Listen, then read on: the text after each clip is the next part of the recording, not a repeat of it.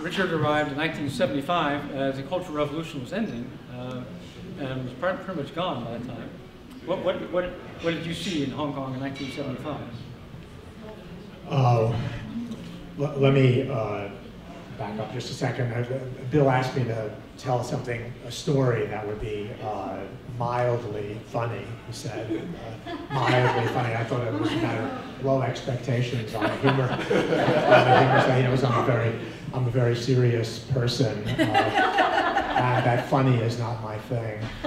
But I'm feeling nostalgic. I'm very good at tear-jerking nostalgia. That's one of my strong suits.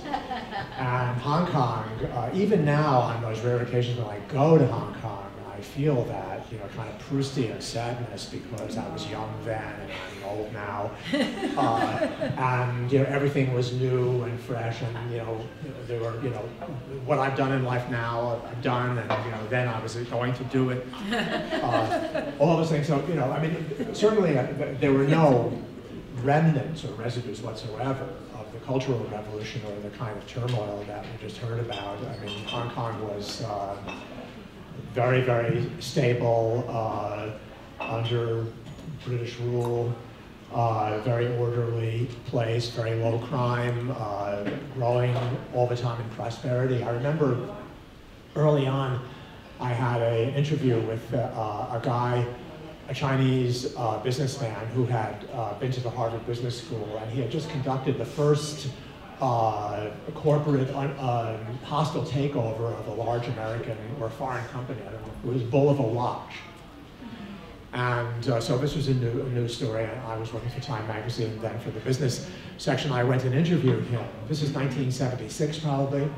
And after I finished interviewing him, he asked me what I thought of the property market and whether the property market had really kind of reached its height or whether it was still okay to invest. And I said, "You're asking me? I mean, you're the guy who just took over Bull of a Watch. You're asking me about the Hong Kong property market." And I hope that he bought. And I'm sorry that I didn't. Even I'm sorry about it too. Yeah. I guess a lot of us are. 1975.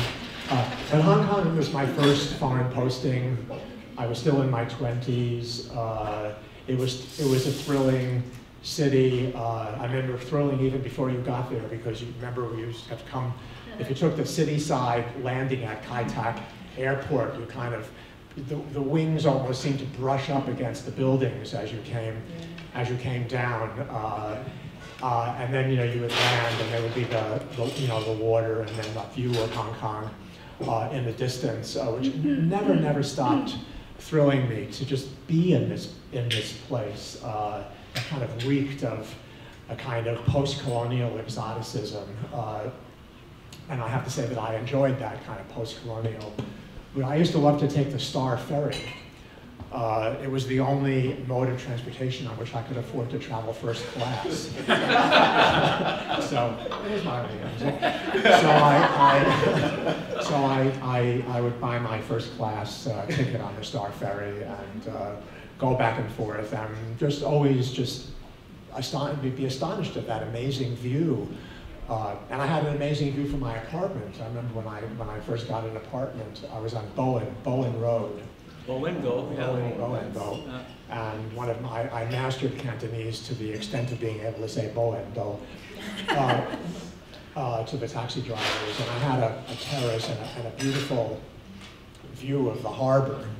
And I could stand on my terrace, with my coffee in the morning and look at the harbor and pinch myself and say, "My God, I'm being paid for this. This is just unbelievable." Of course, what we did in those days, I was there until 1979. And then we collectively, there was a kind of a group of us that had all known each other in school. We had been at Harvard in graduate school.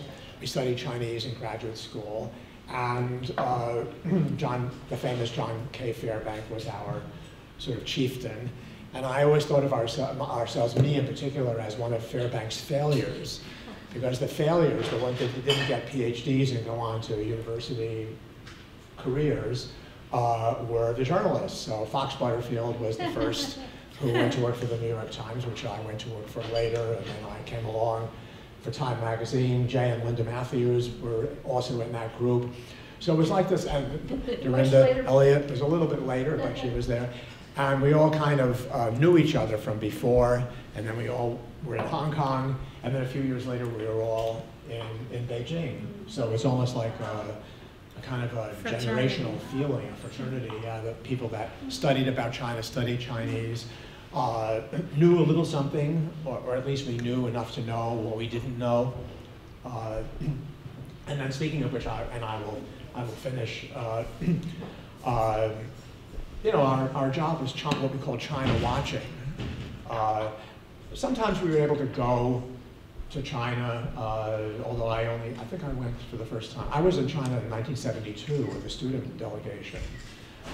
So I was there very, very early as a kind of, you know, moderately Maoist, you know, what was it, mildly Maoist. Mildly amusing Maoist. You know, sort of anti-Vietnam War.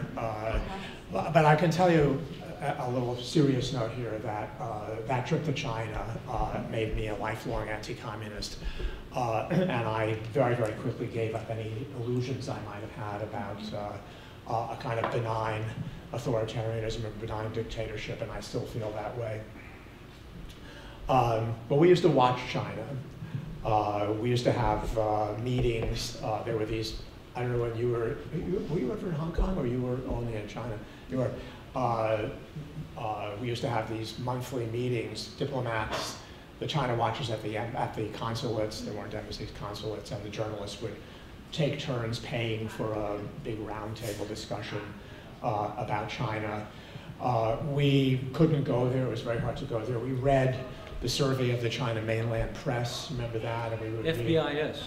Foreign broadcast? FIBIS, yeah. Oh yeah, FIBIS, we get them in Russia too. Well, there was FIBIS, and then there was also something called the SCMP, not the South China Morning Post, but the Survey of the China Mainland Press, which was translations of radio broadcasts. And we would sit there, I mean, talk about tedium.